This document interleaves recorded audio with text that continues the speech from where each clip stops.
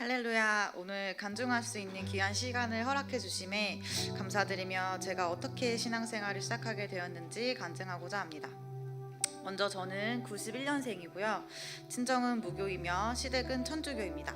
남편은 세례까지 받았다고 했지만 시부모님과 남편이 미사에 가는 것을 본 적은 없습니다. 저는 네일샵을 운영하고 있고 사랑하는 아들 이현이의 엄마입니다. 이전에 저의 삶은 나 자신을 믿으며 세상적으로 나름 선하고 씩씩하게 살아왔습니다. 물론 세상살이가 마냥 쉽지만은 않았습니다. 육아 문제, 결혼 문제, 고부 갈등, 경제적인 문제, 건강 문제 등등 많은 문제들이 있었습니다. 그러던 중 갑자기 찾아온 공황발작과 우울증이 있었지만 잘 극복하며 2년 만에 완치 판정을 받을 만큼 씩씩하게 극복해 나가며 살았습니다. 운동을 하고 약을 복용하고 무언가를 배우고 사람을 만나고 하면서 정신과 육체적인 건강도 모두 씩씩하게 스스로 개척하고 쟁취해 나가는 삶을 살았습니다.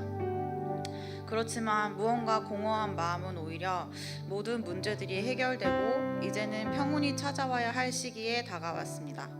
우울증과 공황발작도 완치되었고 운동도 하고 일도 하며 돈도 열심히 벌고 육아도 열심히 하고 있는데 도대체 나에게 부족한 것은 무엇일까?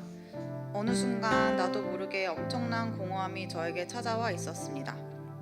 모든 것이 허무하고 몸통에 커다란 구멍이 뚫려 날카로운 바람이 지나가는 기분마저 들었습니다. 그러면서 무감각 속에 빠져들며 이대로 커다란 트럭에 치여 죽어버리면 속이 시원하겠다라는 생각마저 들었습니다. 이렇게 저는 육신의 삶 속에서 엄청난 사망의 기운을 경험하며 살고 있었습니다. 육신의 삶에서는 내가 아무리 선한 것을 지향하고 발버둥 쳐도 결국에는 사망의 기운으로 빠져들 수밖에 없었습니다. 그러자 어떠한 절대적인 가르침에 대한 갈증이 일어나기 시작했습니다. 나는 무엇을 위해 살아야 하는가에 대한 갈증이었습니다. 부모님도 더 이상 저에게 이런 질문에 해답을 주실 수 있는 존재가 아니었습니다. 그 질문에 답을 줄 수 있는 것은 남편도 자식도 친구도 아니었습니다. 그러다가 그것이 마음의 양식에 대한 갈증이라 생각해서 문학이나 철학책을 열심히 읽어보았지만 여전히 그 갈증을 채울 수가 없었습니다. 그런 시기가 1년 정도 지속되면서 종교에 대한 특히 교회에 한번 나가볼까 하는 이끌림을 느낄 수 있었습니다.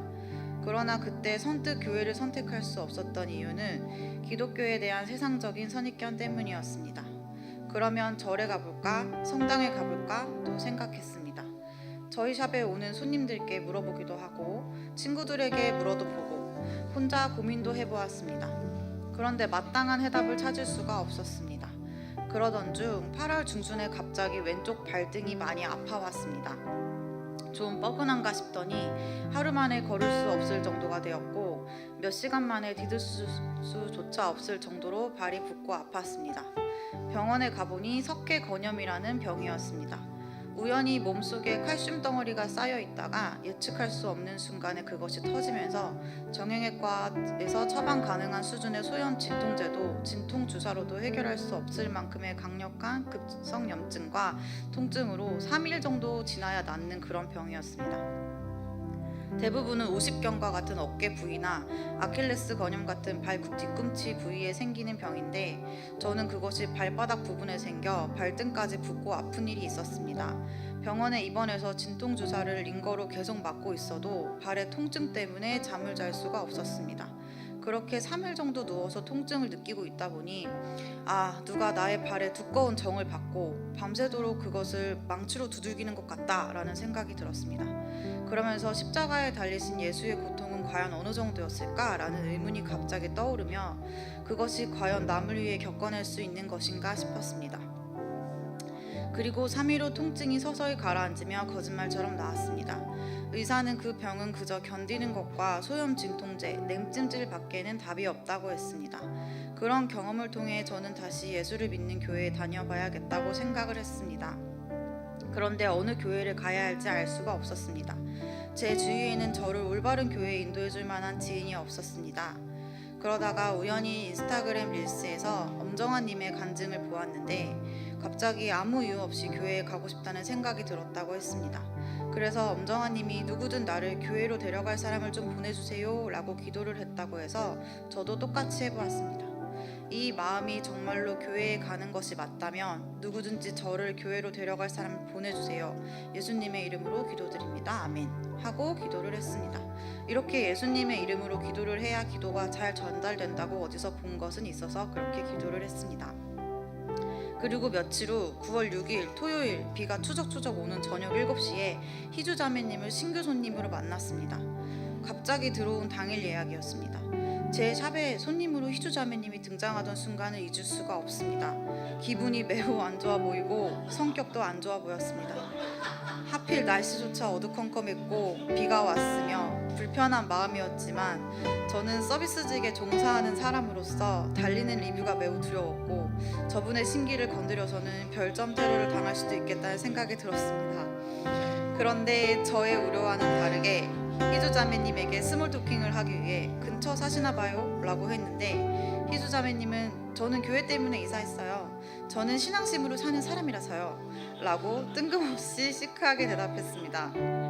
그래서 같은 동네이기도 하고 교회를 잘 알면 물어봐야겠다 했는데 희주 자매님이 교회를 몇 번 옮겼다고 했습니다. 그때 저는 이 사람이다 라는 생각이 들었습니다. 교회를 따라 이사할 정도의 사람이라면 좋은 교회를 선택하는 능력이 있겠다고 판단했습니다. 그 이후로 시술이 끝나고도 우리는 1시간을 더 이야기 나누었습니다. 그날 희주 자매님은 저에게 영접 기도를 하자고 제안했습니다. 기도하던 중에 마음이 뜨거워지고 그렇게 성령님께서 오셨습니다.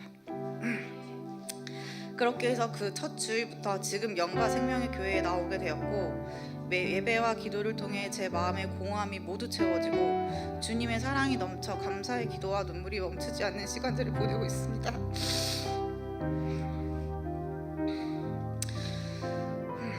저에게 어떤 갈급함이 생기고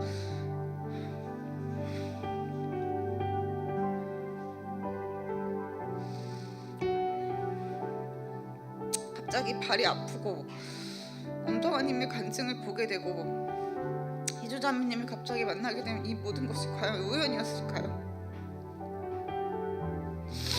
놀라운 일들이 그 이후로도 셀 수 없이 많이 일어나고 있고 저는 지금도 하나님의 은혜 속에서 매 순간 새로운 간증을 취해가며 살고 있습니다.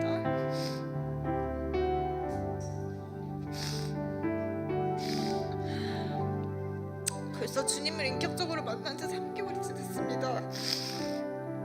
제가 34년 동안 발버둥치며 노력했던 삶보다 주님이 일하신 이 3개월이 저에겐 더없이 값지고 감히 비교할 수 없는 시간이었습니다. 이제 저는 앞으로 제 30년 그리고 주님과 함께하는 제 평생의 시간이 더 기대됩니다. 주님께서 주신 사랑 그리고 축복 그리고 우리 소중한 교회 식구들 그저 서로 기도하고 찬양하고 주님을 올바르게 알아가길 바랄 뿐입니다. 하나님의 강력한 사랑으로 저를 불러주시고 믿음 안에서 함께 신앙생활을 할 수 있도록 인도하신 하나님께 감사와 영광을 올려드리며 간증을 마치겠습니다. 감사합니다. 할렐루야.